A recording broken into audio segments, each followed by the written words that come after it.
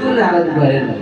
যারা জেনে শুনে ভজন করে না, জেনে শুনে জানে কৃষ্ণ পরমেশ্বর ভজন করা প্রয়োজন, কিন্তু ভজন করে না, এই সমস্ত ভক্তদের কি ভক্ত বলা হয়?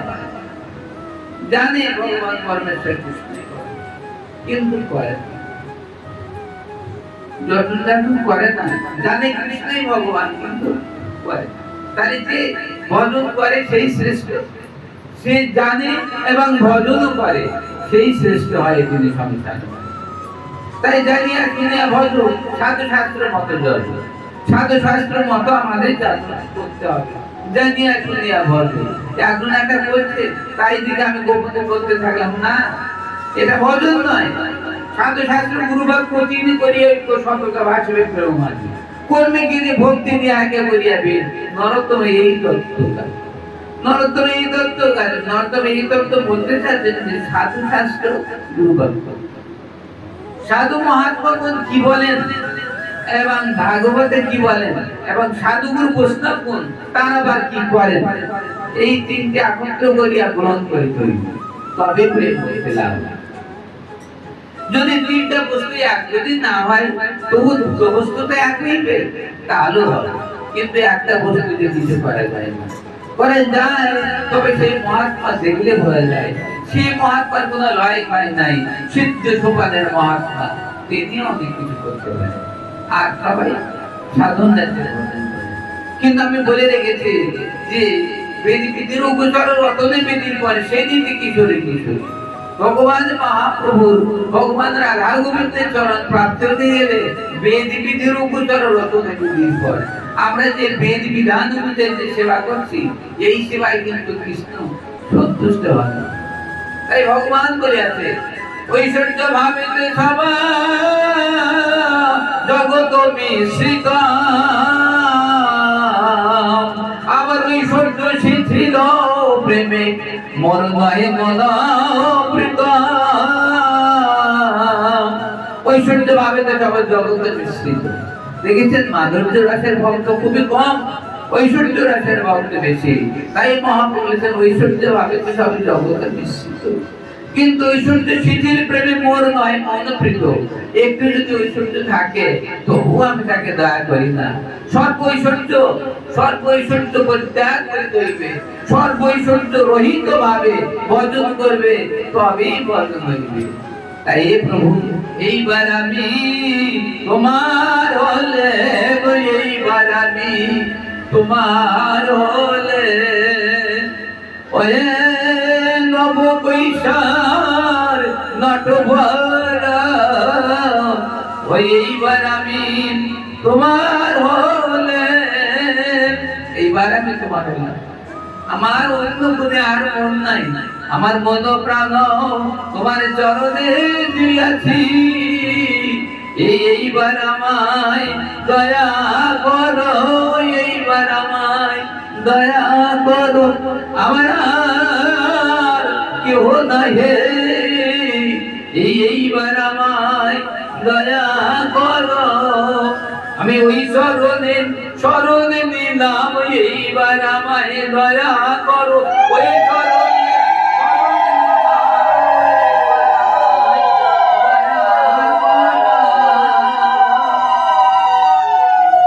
এইবার আমায় দয়া করো। যখন আমরা দেহ মন প্রাণ একত্র করে যখন ডাকবো এই ডাকবো, আর আমার কি মনে, এইবার তুমি দয়া করো। তাই ভগবান পরমেশ্বর বলেছেন আমার ওরে আগমনে উদনের তরি আমার দুমন ধরে না, আগমনে তরি আমার দুমন ধরে না, আর দুমনা জনকে আমি গ্রহণ করি না, আমি দুমনা জনকে গ্রহণ করি না। আগমন ভাবে আমাকে ডাকতে হবে, তবে আমাকে পাবে। যদি কোনো ভক্ত সংসারে অনেক যদি আরো অনেক অনেক পোষ্য থাকে, তাহলে ভগবানের ভজন করতে বিঘ্ন হয়।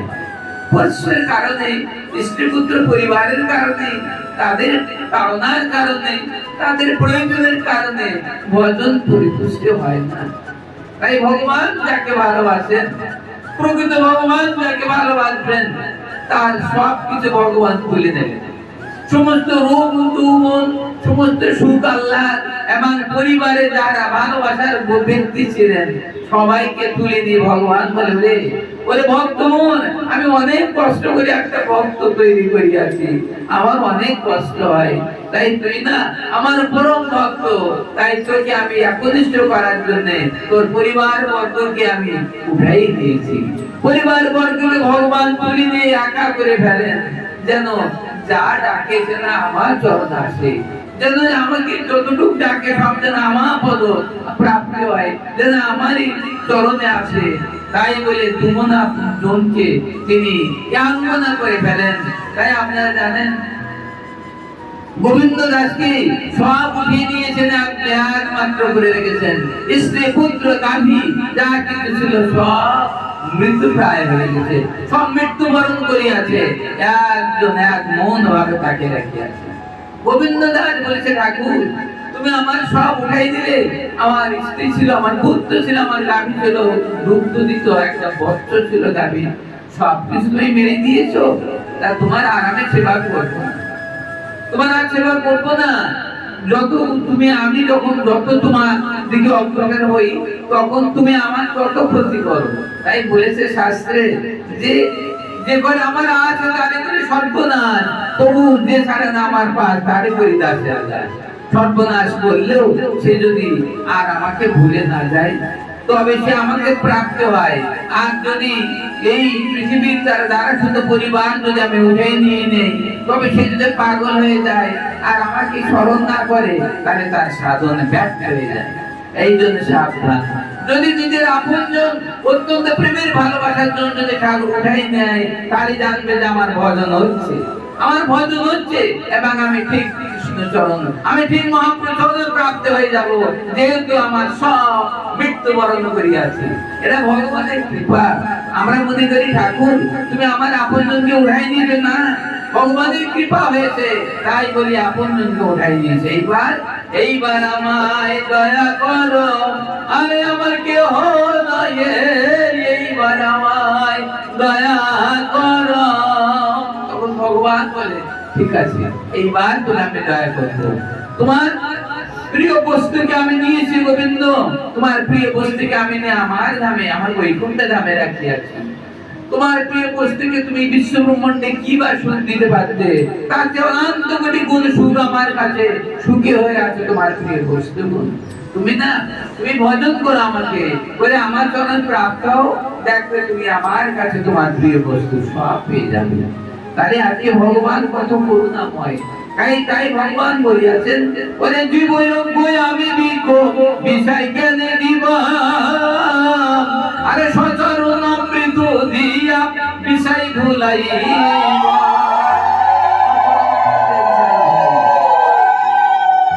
এই পার্থিব জগতের জীব এরা বিষয় চায়, পার্থিব জগতের জীব বিষয় বিচার করে। ঠাকুর আমার দাও, আমি যেন তোমার বড় কিছু মানে কাজ করতে পারি, বিষয় আশা হলে আমি খুব বৈষ্ণব সেবা দিতে পারি, কিন্তু প্রকৃত যখন বিষয় হবে তখন আর বৈষ্ণব সেবা দেবে না।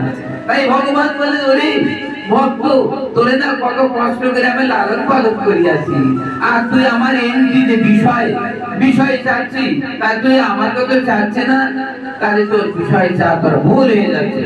তাই ভগবান বলেছে এরা অজ্ঞ, এরা ভুল করে বিষয় যেতে পারে।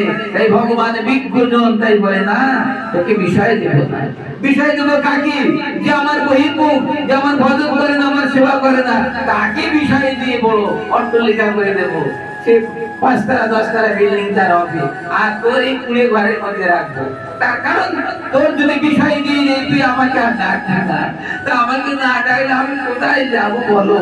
আজকাল ভগবান হয়েও আমি প্রেমের ভিখারি। ভগবান বলিয়াছে আমার সবই আছে, শুধুমাত্র আমি প্রেমের ভিখারি, আমার অন্য কিছুর অভাব নাই, আছে আমার ভালোবাসার অভাব। তাই ভালোবাসার ভগবান বলিয়াছে ভক্তি যোগ ভক্তি যোগ ভক্তি যোগ নন ভক্তি কৃষ্ণ আমার শরণ ক্রন্দন। কৃষ্ণ বলে কাঞ্জলে সে কৃষ্ণ নাথ মিলে, ধনে কুলে কিছু নাই কৃষ্ণ না বলে।